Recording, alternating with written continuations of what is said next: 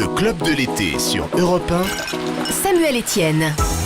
Oui, toute l'actualité culturelle de ce mardi s'inclut, enfin notre actualité culturelle, à c'est nous, plutôt ça. avec Lise. D'abord, un coup de cœur littéraire pour ce roman, Chercher Proust, de Michael Uras, l'histoire d'un adolescent qui se découvre une idole, non pas Michael Jackson, Madonna, Pharrell Williams ou Rihanna. Lise, non, Jacques Bartel, c'est le nom du héros, se prend de passion pour Marcel Proust, ce qui est original. C'est bien, Marcel D'ailleurs, Proust. ça inquiète un peu sa maman dans le roman. Toute son existence, en fait, est désormais sous domination proustienne. Alors, j'ai eu beaucoup de plaisir à suivre les aventures de Jacques Bartel qui grandit sous l'écrasante figure de Proust. Je vous le recommande pour vos lectures de l'été. Cherchez Proust de Michael Uras. C'est au livre de poche. Que diriez-vous, Samuel, d'acquérir Neverland ? Vous savez, le fameux ranch de Michael Jackson. J'ai peur que ce soit un peu grand pour moi. Non, véritable parc d'attractions et lieu total de régression. Je suis sûr que vous adorez, ou le King of Pop et le King of Pop, of Pot aussi. Le king des potes. Il aimait à jouer à des batailles de ballons remplis d'eau avec sa sœur Janet. Et bien Neverland est donc à vendre 22 bâtiments au total, des manèges, des toboggans géants, un zoo, une piscine, des jardins, un cinéma, des salles de jeu. 1400 hectares, Samuel, de terrain près de Santa Barbara en Californie. Montant estimé 22 millions d'euros, une bagatelle.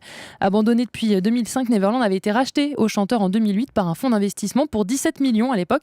Si aujourd'hui il s'en sépare, c'est que la propriété est chère à entretenir, 4 millions d'euros en plus par an quand même, entre les animaux et les jardins à s'occuper.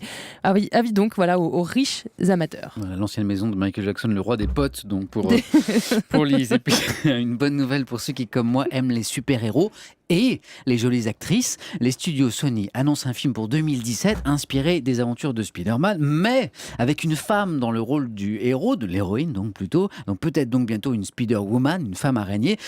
Bien mieux tout de même que le Spider-Pig, le cochon araignée. Oh non, Imaginez, souvenez-vous, par le célèbre Homer Simpson. Souvenez. Spider-Pig does whatever a spider-pig does. Can he swing from a web?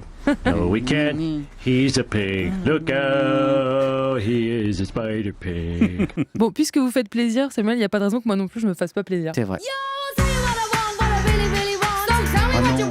Si. Voilà, les Spice Girls. Et quand même, ça a un sens quand même avec ce que je vais raconter. C'est la garde-robe de Victoria Beckham. On est nombreuses à en rêver. Et bien, figurez-vous qu'on pourra bientôt s'offrir quelques-uns de ses vêtements. Plus de 600 pièces de son dressing vont être en vente sur theoutnet.com.